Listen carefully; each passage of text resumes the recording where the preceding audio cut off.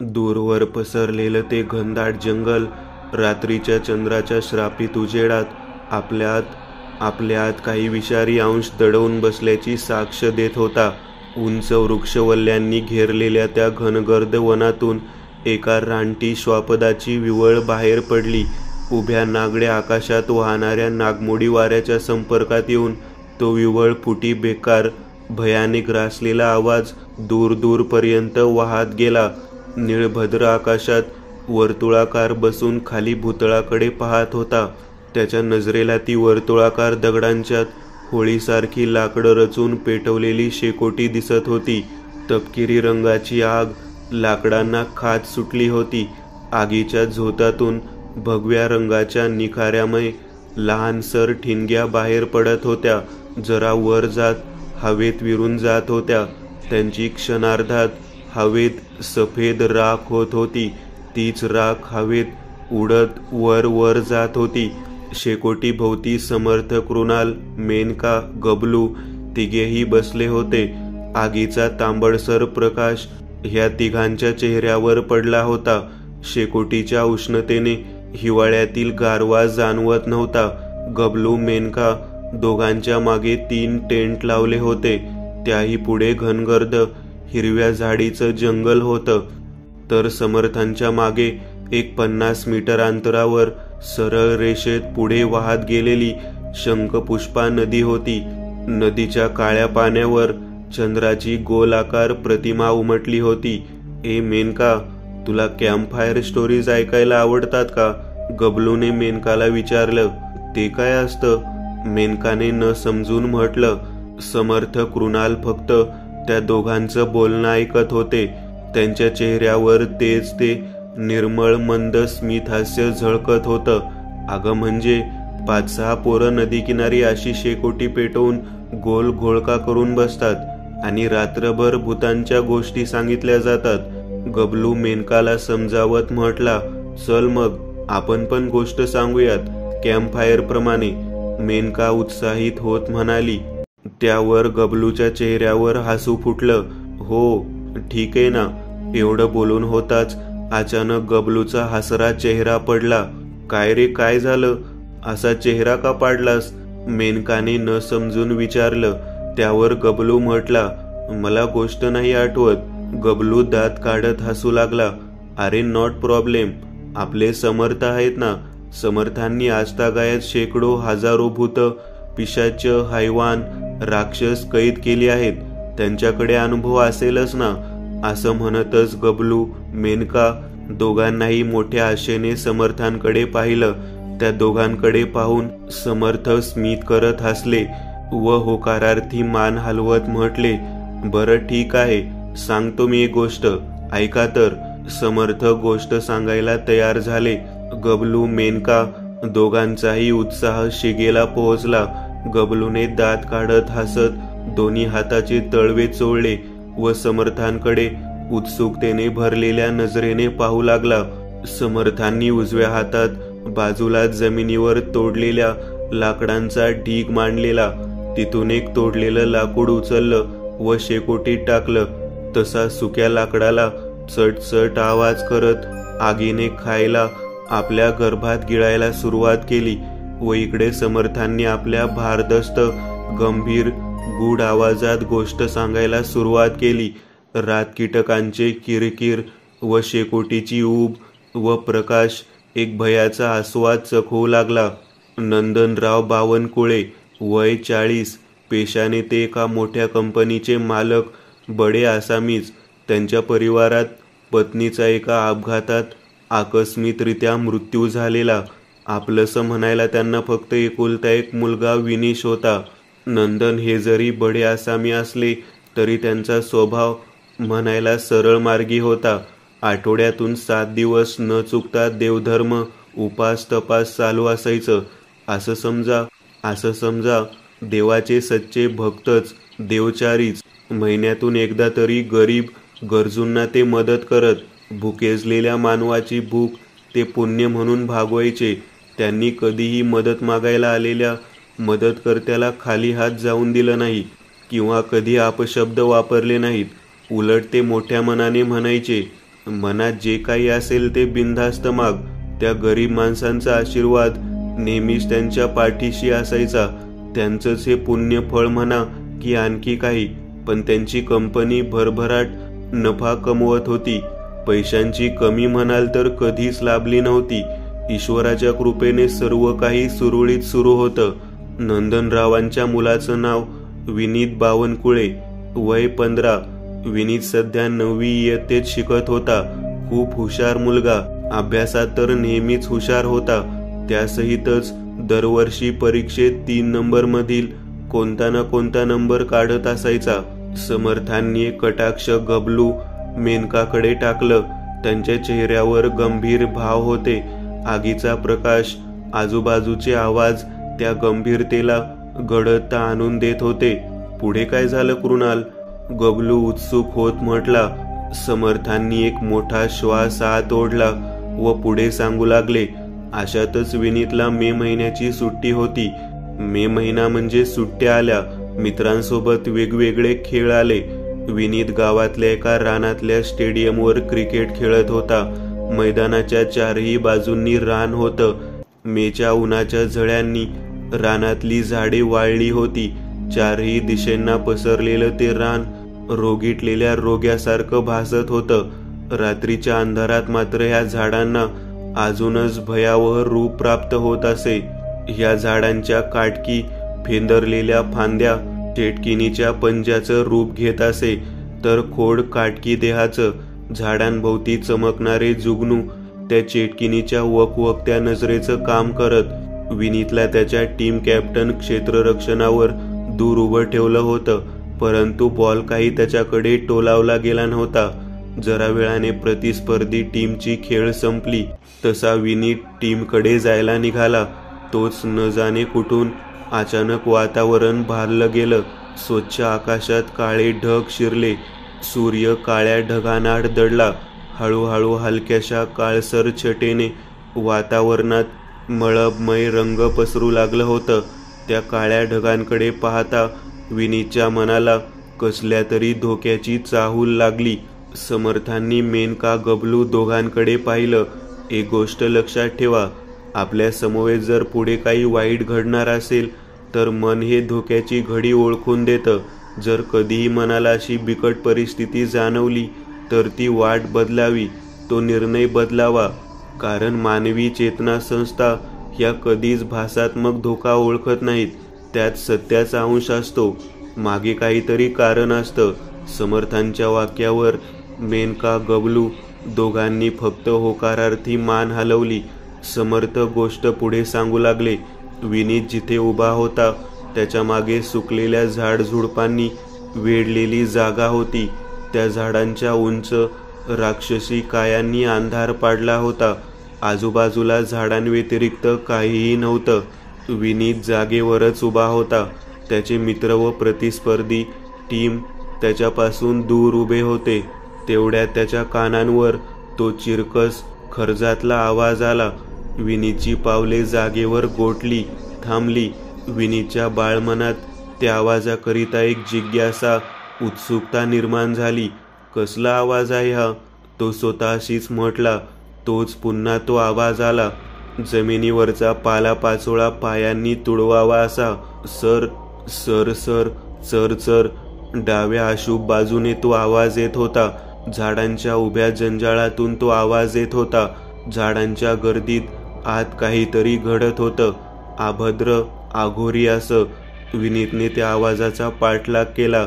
डाव्या बाजूला वळण घेत चढ चढत तो झाडांच्या गर्तेत शिरला. 10-12 पावलं चालून तो त्या झाडांच्या इलाक्यातून चालत जाऊ लागला. त्याच्या चारही बाजूंना ती मोठमोठी उंच पिशाची देहाची काटकुळी झाडे उभी दिसत होती. खुनशी नजरेने त्याच्याकडेच पाहत होती. जणू मानवी अस्तित्व त्यांना बोचत होतं. खाली लाल तपकिरी मातीची जमीन होती. ऊन असूनही अवतीभोवती जरासा गारठा जाणवत होता.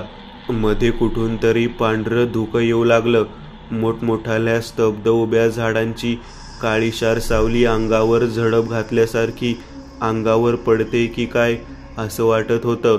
बालमनाचा विनीत आता ह्या क्षणाला एका अशा ठिकाणी उभा होता ज्या ठिकाणी चेटू, करणी, भानामती अशा विविध विधींची क्रिया केली जाणार. तामसी अंधारलेलं मंडळ मैदान होतं. अनिशाच्या समोर एक भलं मोठं काटेरी बोरीचं झाड होतं. बोरीच्या झाडाच्या फांद्या जाडजूड होत्या.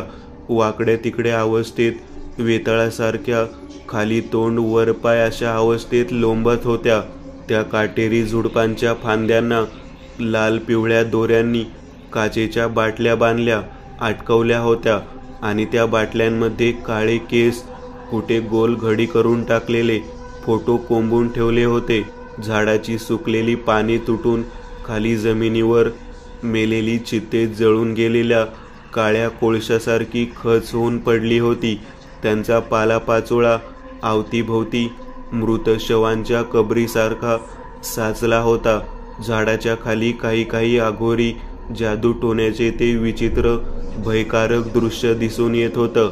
त्या जागेत घाणेरडा, कुचकट, आमली, ओकारीयुक्त दर्प दरवळत होता. विनीतने नाकावर हात ठेवला आणि आजूबाजूला पाहू लागला. त्याच्या बालमनाला हे अघोरी दृश्य मोठं, गमतीदार, आवडीचं वाटत होतं.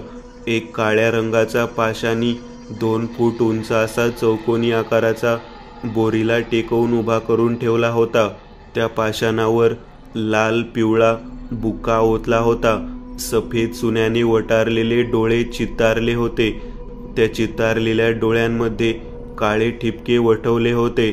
डोळ्यांखाली लाल रक्ताने जबडा कोरला होता. त्यातून 32 भुताऱ्यासारखे दात बाहेर आलेले दाखवले होते. पाहणाऱ्याला वाटेल हे ध्यान तर जिवंत आहे. खाली गोलसर पानांच्या पत्रावळ्यांच्यात लाल पिवळा कुंकू, त्यावर टाचण्या टोचलेले पिवळे काळे लिंबू ठेवलेले, तुकडे केलेले कच्चे मटणाचे मांस, हाताच्या पंजा एवढ्या काळ्या बाहुल्या, तर कुठे काळ्या बिबव्यांची माळ, कुठे उडीद, तर झाडांच्या खोडांवर जिवंत माणसांचे फोटो टाचण्या टोचून अडकवले होते. फोटोंवर गुणाकाराच्या फुल्या मारल्या होत्या आणि त्यांपुढेच अगरबत्त्या पेटवून ठेवल्या होत्या. कुठे मेणबत्त्या लावल्या होत्या. वशीकरण, जारण मारण असलं काहीतरी अभद्र प्रकार होता का हा? झाडापासून जरा हिरवी झुडपे होती. नकळत विनीची नजर त्या झुडपावर पडली. तसं ते झुडूप, ती पाने सळसळू लागली. जणू आत काहीतरी दबा धरून बसलेलं. पानांची सळसळ वेगाने वाढत होती. हवा, वारा काहीही वाहत नव्हतं. मग ती झुडपे कशी सळसळत होती? तोच त्या झुडपांतून एक विणधडाचं बोकड धावत विनीच्या दिशेने आला व त्याच्या पायाखालीच पडला. बोकडाचा गळा चिरला होता. त्यातून जाड, पातळसर नसा, लालसर रक्ताने माखल्या जात बाहेर आलेल्या खालच्या पालापाचोळ्यावर रक्ताचे शिंतोडे उडालेले सडा साचले होते. त्या काळ्या बोकडाच्या देहातून शेवटची हालचाल तडफड फडफड होत होती. सर्व शरीराला हादरे बसत होते. तो घडणारा भयंकर, हृदय पिळवटून टाकणारा प्रकार विनीत डोळे फाडून तोंडाचा आ वासून पाहत होता. तोच त्या बोकडाच्या हालचालीने काहीसं लाल रक्त विनीच्या तोंडात उडालं. मंद गतीने तोंडातून थेट घशावाटे शरीरात प्रवेशलं. त्या क्षणाला विनीच्या डोळ्यांसमोर अंधारी आली. डोकं गरगरल्यासारखं वाटत आहे. आताच आपला तोल जाईल, आपण बेशुद्ध हो असं वाटू लागलं. सर्व शरीर थंड पडलं. श्वास वेगाने आत बाहेर होऊ लागले. हातापायाला मुंग्या आल्या. परंतु 2 मिनिटेच हे सर्व बदल जाणवलं होतं. मग सर्व काही पहिल्यासारखं झालं. ती संवेदना आली तशी निघून गेली. पण कृणाल, विनीतला मध्ये हा बदल का घडला होता? गबलूने समर्थांना प्रश्नार्थक नजरेने पाहत विचारलं. त्यावर समर्थ म्हटले, कारण वाईट शक्तीचा जहरी अंश विनीच्या देहात प्रवेशला होता. त्यांचाच एक तो पुरावा होता. समर्थ स्पष्टीकरण देत म्हटले, अच्छा, म्हणजे समर्थ, त्या बोकडाच्या देहातून जे विनीच्या तोंडात पडलेलं रक्ताचं थेंब होतं तोच जहरी अंश होता, तर ज्याने विनीच्या शरीरात तो बदल झाला होता. मेनका आपली बुद्धी लावत म्हटली, बरोबर मेनका. समर्थांनी दुजोरा दिला. त्यावर गबलूने सर्व काही समजल्यासारखी होकारार्थी मान हलवली. समर्थ पुढे सांगू लागले. कर्णी भानामती जादूटोणा करणाऱ्यांचं क्षेत्र होतं ते. त्या इलाक्यात काळी आघोरी विद्येचे प्रयोग, जादूटोणा, टोटका केला जात होता. दुसऱ्याची यश पाहू न शकणारे इथे येऊन मूठ मारत, वशीकरण, करणी असे वाममार्गी, आघोरी, तामसी, भीतीदायक आघोरी क्रिया करायचे. सैतानी देवाला कोंबडा, बोकड वगैरे बळी म्हणून चढवायचे. तसंच कोणीतरी तो बोकड नैवेद्य म्हणून किंवा उतारा म्हणून त्या तिथे उपस्थित अभद्र सैतानी शक्तीस चढवला होता. समोर बिनधडाचं तडफडतं ते बोकड पाहून विनीत भ्यायला. अद्याप त्याच्या शरीराची पुरेपूर वाढही झाली नव्हती की असलं भयंकर रक्तपाती दृश्य नजर आत दडवू शकेल. विनीतने लागलीच भीतच तिथून काढता पाय घेतला. यस, म्हणजे विनीत सुखरूप घरी परत आला तर, आणि कथेची चांगली एंड झाली. गबलूने आनंद व्यक्त करत दोन्ही हाताच्या टाळ्या वाजवल्या. दात काढत समर्थ मेनकाकडे पाहू लागला. नाही गबलू, समर्थांनी गंभीर नजरेने गबलूकडे पाहिलं. एक गोष्ट तू विसरतो आहेस की विनीतच्या अंगातच तो जहरी अंश शिरला होता. ह्याचा अर्थ तो जरी त्या जागेतून बाहेर पडला असला तरी तो जिथे जाईल तिथे ती असणार होती. मग त्या जागेतून जरी तो बाहेर पडला तरी काय फायदा, कारण ती अमानवीय कीड तर विनीतच्या देहातच वसली गेली होती ना. विनीत जागेतून त्या एकटाच बाहेर पडला नव्हता, तर त्याच्या मागे काहीतरी आलं होतं. मुळीच नव्हे, त्या रक्तामार्फत तिच्या आत्म्याशी त्या अमानवीय शक्तीचा संबंध प्रस्थापित झाला होता, जोडला गेला, एकरूप झाला होता. काही वेळातच विनीत घरी पोहोचला. घरी आल्यावर त्याने आपल्या आईला, सायलीला घडलेला घटनाक्रम सांगायचं ठरवलं होतं, परंतु सायलीबाई बाहेर गेल्या होत्या. घरात फक्त नोकर होते. आई आल्यावर आईला हा प्रकार सांगू असं ठरवून विनीत अभ्यास करायला बसला, आणि अभ्यासात तो इतका गुंतून गेला की घडलेला प्रकार आईला सांगायचं होतं हे तो पार विसरून गेला होता. रात्रीचं जेवण खावण करून विनीत आपल्या दुसऱ्या मजल्यात झोपायला निघून गेला. शाळा, अभ्यास, डोक्यावर ताण पडत नाही का? बेडवर पडताच विनीतला झोप लागली. त्याच रात्री विनीतच्या बंगल्याबाहेर काहीतरी घिरट्या घालत होतं. मध्यरात्री 3च्या प्रहराला अचानक त्या स्मशान शांततेत घुबडाचा गुदकारण्याचा आवाज ऐकू येत होता. अशुभ संकेत घेऊन येणारा हा काळ प्राणी घुबड ह्यावेळेस ओरडणं म्हणजे अशुभ होतं. नक्कीच त्याला काहीतरी दिसत होतं का, किंवा कोणी अशुभाची तो चाहूल लावून देत होता. समर्थ, मेनकाने समर्थांकडे पाहिलं. नक्कीच त्या घुबडेला विनीतच्या देहात घुसलेल्या त्या वाईट शक्तीची जाणीव झाली. त्या वाईट शक्तीची जाणीव झाली असणार, म्हणूनच ती बंगल्याबाहेर घिरट्या घालत होती. होय, बरोबर मेनका. मूक जनावरांच्या नजरेला निसर्गामार्फत लाभलेल्या शक्तीने ह्या गोष्टींची उपस्थिती मानवापेक्षा लवकर जाणवते, समर्थ म्हटले. मग पुढे काय झालं? त्या शक्तीने विनीतला काही उपाय केला का? विनीत वाचला का? काय झालं पुढे? गबलूने उत्साहित प्रश्नार्थक नजरेने समर्थांकडे पाहिलं. शेकोटीतली आग हळूहळू कमी कमी होत होती. आजूबाजूला असलेला अंधार हळूहळू समर्थ, गबलू, मेनका तिघांनाही गिळंकृत करायला पुढे येत होता. तोच समर्थांनी पुन्हा बाजूची 2 लाकडं उचलून शेकोटीत टाकली. हवेत आगीचा एक भडका उडाला. जवळ आलेला अंधार चित्कार करत दूर पळाला. तपकिरी प्रकाशाने मेनका, गबलू दोघांचेही गूढ भयभीत चेहरे उजळून निघाले. समर्थांनी एक गूढ स्मितहास्यासहित मेनका, गबलूकडे पाहिलं व पुढे म्हटले, काळोख हा विनाशकारी आहे. त्याहून काळोखात वाढलेले, काळोखाचा आसरा घेऊन शेकडो वर्ष भटकणारे ते पिशाची आत्मे फार भयंकर आहेत. म्हणतात अपघाती, अत्याचार, अकाळी मृत्यू पावलेला मनुष्य पिशाचे योनी धारण करतो, आणि असा हा आत्मा सततच एका चांगल्या मानवी आत्म्याच्या शोधात असतो. एकदा का ह्या पिशाच्याला तसं झाड मिळालं की हे लागलीच धरतात. तसंच विनीतला एका पिशाच्याने धरलं होतं. विनीतच्या मे महिन्याच्या सुट्ट्या संपल्या. आणि पावसाळ्यात विनीच्या शाळेतल्या मुलांची सहल माथेरानच्या एका धबधब्यावर गेली होती. एक दिवस त्यांचा माथेरानमध्ये स्टे होता. टेंटमध्ये सर्वजण राहणार होते. धबधब्यावर एन्जॉय करून सर्व मुलं दमून भागून शांत आपापल्या टेंटमध्ये झोपी गेली होती. मुलांच्या दंगामस्तीने गजबजलेली टेंटच्या भोवतालची जागा आता मुलं झोपतात शांत झाली होती. मुलांच्या आवाजाने कमी वाजत असलेली रातकीटकांची किरकिर आता अभद्र आवाज करत मोठ्याने वाजत होती. हवेने आजूबाजूची झाडे सळसळत होती. उघड्या वातावरणात थंड हवा वाहत होती. कानात शीळ घालून जात होती. टेंटच्या आत असलेले पिवळे दिवे विझवले होते. गुडूप अंधार पसरला होता.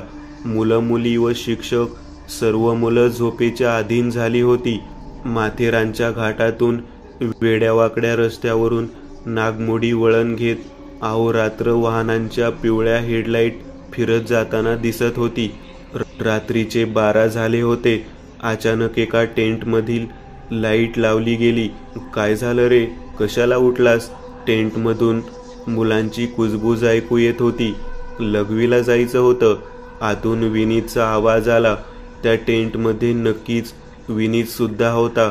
हळूच टेंटची चेन उघडली तसा विनीतच्या अंगावर ही मोर्गमधली हवा धावून आली. त्या थंड हवेने त्याच्या अंगावर मुळाच्या देठापासून शहारा उमटला. टेंटच्या उघड्या दरवाजातून 3 मुलं बाहेर आली. त्यात विनीत सुद्धा होता. त्याने हातात एक पिवळी बॅटरी धरलेली.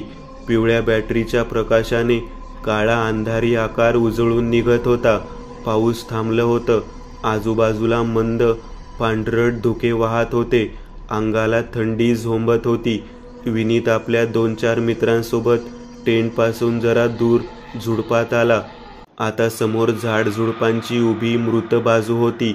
झाडांभोवतालून थंड हिमवाफ धुकं वाहत जात होतं. पावसाच्या पाण्याने खाली चिखल तयार झाला होता. आकाशातल्या चंद्राच्या उजेडात त्या झाडांच्या सावल्या अंगावर धावल्यासारख्या भासत होत्या. वरच्या आकाशातून नभ उतरल्यासारखे हलकसं पांढरं धुकं घेऊन 4ही दिशेंना पडला होता. रातकिड्यांची किरकिर मंद गतीने वाजत होती. एक अपरिचित डर का एहसास दे जा रही थी. त्या झाडाझुडपांवरून न जाणे कुठे ते अभद्र घुबड बसून घुतकारत होतं.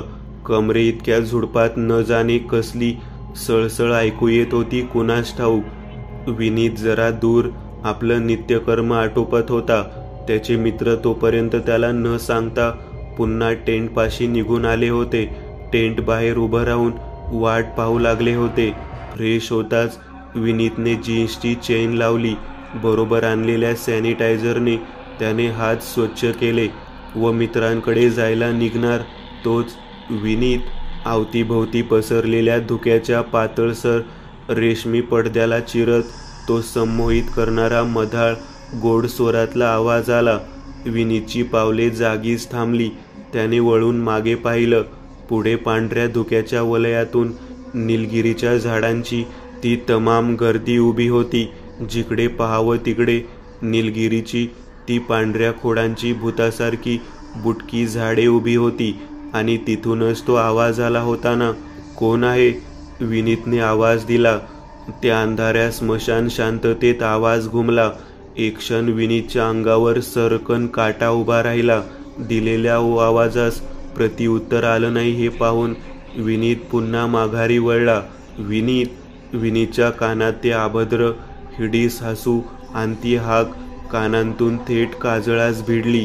त्या गर्द अंधाराला पाहून मोठ्या माणसांची सुद्धा पासावर धारण बसेल तर तो विनीत 13-14 वर्षाची पोर काय चीज होती. समर्थांनी एक गूढ गंभीर वटारलेल्या डोळ्यांची नजर गबलू मेनकावर टाकली. त्या दोघांच्याही चेहऱ्यावर शेकोटीचा तपकिरी प्रकाश चित्तारला होता.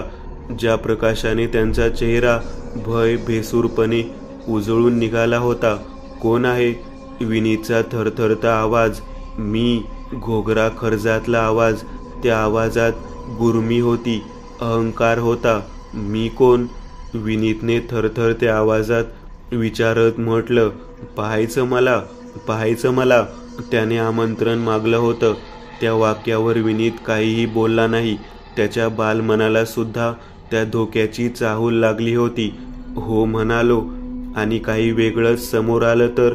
हिडीस, क्रूरती, अमानवीय, अनैसर्गिक काहीतरी, जे बाहेर येताच न जाणे काय करेल. लढा देणं म्हणजे निव्वळ मूर्खपणा. ते विचार तर सोडाच, पण त्याचं ते लहानगं मन त्या कुरूप अभद्र रूपाचं काया स्वरूप दृश्य तरी पेलू शकणार होतं का? अंधाराने जन्माला घातलेलं ते ध्यान, त्याच्या नुसत्या रूपानेच काही जणांच्या धडधडत्या हृदयात कळ मारून मृत्यू होतो. त्या पुढे असलेल्या निलगिरीच्या झाडांवर विस्फारलेल्या नजरेने विनीची नजर टिकली होती. तिच्या कपाळावरून तो एका रेषेत खाली येणारं द्रवबिंदू सरकन एकदाचा खाली येऊन जमिनीवर पडला. खालच्या तपकिरी मातीने ते थेंब शोषून घेतलं. त्या पांढऱ्या पट्ट निलगिरीच्या झाडावरून हलकेच एक राखाडी प्रेताळ आकृती कोळशासारखी चालत खाली आली. त्या ध्यानाची संपूर्णतः देहाची कातडी पांढरी फट्ट होती. हातांना काळी नख होती. धप आवाज करत जमिनीवर त्या ध्यानाने उडी घेतली. 4 पायांवर कोळशासारखे हातपाय टेकवून त्या तप्त निखाऱ्यामय डोळ्यांनी विनीतला दात विचकत हसत पाहू लागला. त्याचे किडलेली तपकिरी विषारी दंत त्या छन्नी हास्याला भयंकर भयकल्पित रूप प्रदान करत होते. बिभत्स आकाराचं डोकं, डोक्यावर चकचकीत टक्कल होतं. कपाळावर एक भगव्या गडद रंगाचा रुपया एवढा गोल टिकला होता. बिनभुवयांच्या त्या वटारलेल्या बेडमासासारख्या बरबटीत डोळ्यात भगव्या आगीचे पेटते निखाऱ्यामय रंगाची बुबळ होती. चेटकिनीसारखं टोकदार नाक होतं. जबडा विचकून ते ध्यान हसला. त्याच्या त्या काळपट तपकिरी दातांचं हिडीस हास्य पाहून अचानक मध्येच गबलू किंचाळला. समर्थांच्या तोंडून ते वर्णन ऐकून गबलूला जणू असा भास झाला की ते ध्यान आपल्या समोरच उभा आहे. मेनका गबलूच्या अशा किंचाळण्याने आट्याक येऊन मरता मरता वाचली. तोच रागात तिने गबलूच्या डोक्यात एक टपली मारली. ए पागल, गोष्ट ऐक ना फक्त. साला खुद तो मरेगा, दुसरे को भी मरवाएगा. मेनकाने पुन्हा एक टपली गबलूच्या डोक्यात हाणली. डोकं चोळत गबलू रागात तिच्याकडे पाहू लागला. बघून घेईल तुला मेनका, मनातच फुटफुटला. परंतु मेनकाने त्याला भीक घातली नाही. समर्थ पुढे सांगा ना, मेनका उत्सुक स्वरात म्हटली. गबलूच्याही चेहऱ्यावरचा लटका राग उडाला. समर्थ पुढे काय सांगतायत ते ऐकू लागला. लहानग्या विनीच्या पाठीवरून कोणीतरी थंडगार फिरवल्याची जाणीव झाली. भीतीने त्याची पावले जागीच जमिनीला खिळली होती. डोळे बेडकासारखे मोठे झालेले, तोंड वासलं गेलं होतं. येऊ मी? त्या दिवशी माझं बोकडाचं रक्त पिलास तू. माझ्या नैवेद्याचा भोग फक्त मी घेतो.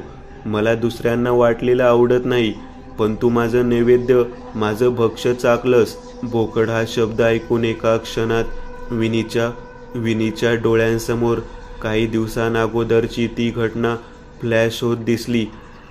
विनीत, आता मी तुला खाणार, तुझी चामडी कचा खाणार, मांस मिटक्या मारून खाणार. असं म्हणतच ते ध्यान एक एक पाऊल पुढे आलं. त्याची उंची 5.5 फूट होती. प्रेताळ रंगाचं हाडकुळं देह होतं. त्याच्या अंगावर वस्त्र नव्हतं. अंधारात जन्मलेलं ते निर्लज्ज होतं. ते निर्लज्ज वासनेने भरलेलं मलवट ध्यान होतं ते. त्याचे भगवे निखाऱ्यामय डोळे विनीतच्या काळजाचा ठाव घेत होते. नाहीच, त्याचं ते किळसवानं रूप पाहून विनीतच्या छातीत श्वास अडकला. पोटात भीतीने खड्डा पडला. शरीरावरचा एकनी एक केस ताठरला होता. भीतीने अशी काही वाचा बसली होती की डोळ्यातून बुबळ बाहेर येतील, खाली पडतील. विनीत, मी कधीपासून तुझ्यासाठी थांबलोय. चल, मला तुझा भोग दे. हे बघ, मी तुला आरामात खाईल. चल, ये माझ्याजवळ. ते ध्यान घोगऱ्या आवाजात पण तितक्याच प्रेमळ स्वरात उच्चारलं. 5.5 फूट उंचीचं ते अभद्र ध्यान पुढे येत होतं. त्याच्या तोंडावर पसरलेलं विचकट वासनांधीश हास्य त्याचं कपटी हेतू साध्य झालं होतं ह्याची शाश्वती देत होतं. त्याने त्याचे ते काडीसारखे वाळले पांढरे फट्ट हात पुढे वाढवले, पंजाची बोट हलवली. विनीत भीतीपोटी मागे मागे जाऊ लागला. 2 पावलं चालून त्याने गरकन गिरकी घेतली आणि अंधारातून वाट मिळेल तिकडे धावत सुटला आणि जरा दूर जाताच दगडाला ठेचू लागला.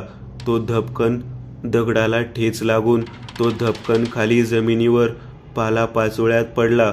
बापरे, गबलू बोलू लागला. त्या जंगलात जायच्यापेक्षा बसच्या दिशेने धावायचं होतं ना, म्हणजे वाचला असता तो. आता मेला ना.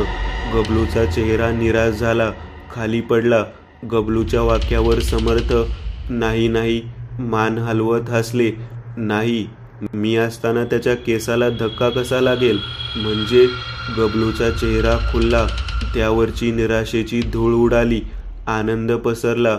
म्हणजे ज्या जंगलात विनीत पळाला होता त्या जंगलात मी सुद्धा होतो. जंगली औषधी वनस्पती शोधत फिरत होतो.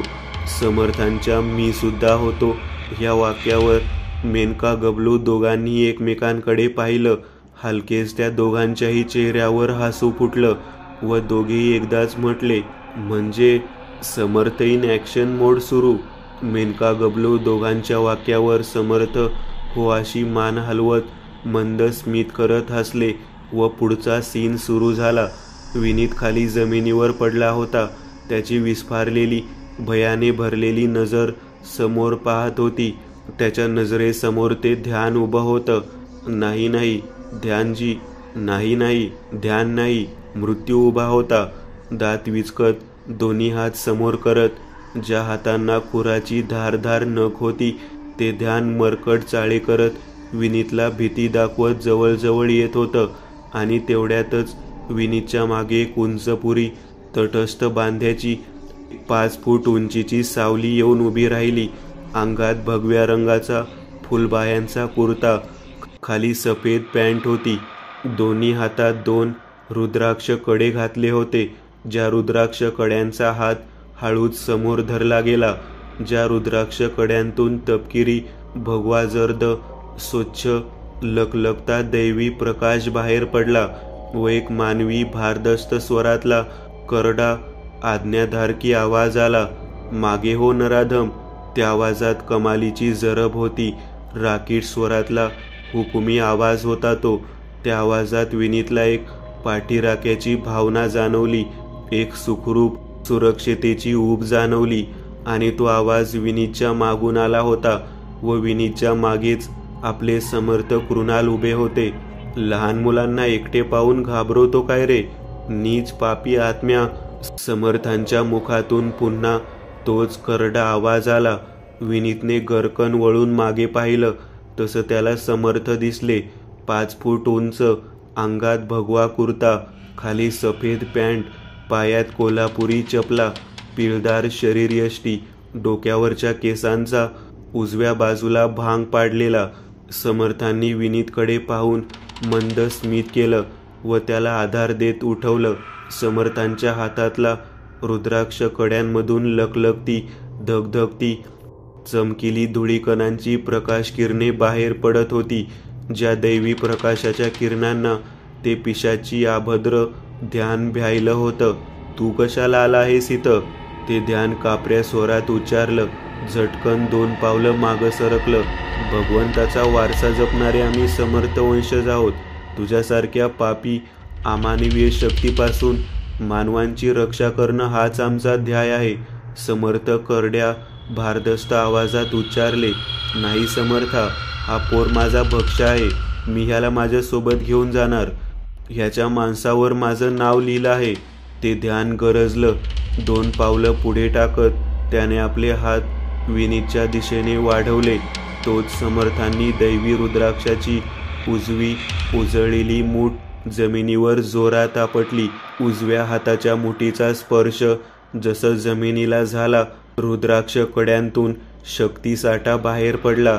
जमिनीवर त्या शक्तिसाठ्याच्या पांढऱ्या शुभ्र चकचकत्या धुळीकणांचा प्रकाश उमटवत स्फोट झाला. हवेत झुन असा आवाज करत कंपन निर्माण झाली. सहस्र हजारो टाळ्यांचा घंटानाद घुमल्यासारखं वाटलं. आजूबाजूला वाहणारा विषारी वारा दैवी शक्तीच्या प्रचितीने न्हाऊन निघाला. हजारो लाखो सूर्यासारख्या तप्त दैवी शक्ती कणांची ऊर्जा त्या कंपनातून बाहेर निघाली व त्या ध्यानाच्या अंगावर जाऊन पडली. त्या ध्यानाच्या मुखातून एक विचित्र गर्जणारा आवाज अंधाराला भोग पाडत बाहेर पडला. विनीतने आपले दोन्ही कान झाकून घेतले, नाहीतर त्या आवाजाने त्याचे कानाचे पडदे फाटले असते. त्या ध्यानावर समर्थांनी प्रकाश शक्तीचा आघात केला होता. त्या वाराने त्या ध्यानाचं देह लाल, पिवळ्या, गुलाबी अशा विविध रंगांनी चमकू लागलं व पुढच्याच क्षणाला त्या ध्यानाच्या अंगातून विचित्र सडका कुचकट वास बाहेर येत त्या अशुभ अमानवीय शक्तीच्या देहाचं लाल रंगाच्या वाफेत रूपांतर झालं. समर्थांनी उजव्या हाताचा तळवा सरळ धरला व मंत्र म्हटलं, घनात्मशोषक प्रगटम. समर्थांच्या मंत्रासरशी त्यांच्या हाताच्या तळव्यावर घनकारकाचा क्यूब अवतरला. त्या क्यूबमधून निळसर रंगाचा प्रकाश झोत बाहेर पडत होता. ती हवेत भिरभिरणारी काळी लाल चमचमती गोमसारखी धुलिकण वेगानं वाकडी तिकडी भिंगत घनात्मशोषकाच्या दिशेने येत त्यात सामावली. समर्थांनी त्या पिशाच्याला घनात्मशोषकात कैद केलं. मग समर्थांनी विनीतला सुखरूप बसपर्यंत आणून सोडलं. यस, म्हणजे सत्याचा पुन्हा विजय झाला तर, मेनकाने असं म्हणतच गबलूला टाळी दिली. कृणाल, मस्त गोष्ट होती. आता दुसरी गोष्ट सांग. गबलू दात काढत हसला. हो सांगतो ना, पण त्यासाठी तुला मला काहीतरी द्यावं लागेल. समर्थ एका गालात हसले. काय? गबलू न समजून म्हटला. तोच इकडे गबलूने जांभई दिली. मला खूप झोप आली, उद्या रात्री पाहू.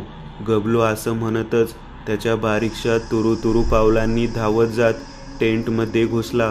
त्यावर समर्थ, मेनका दोघेही हसू लागले. हळूहळू जळणारी शेकोटी मंद मंद होत विझली. चहू दिशेंना अंधार पसरला.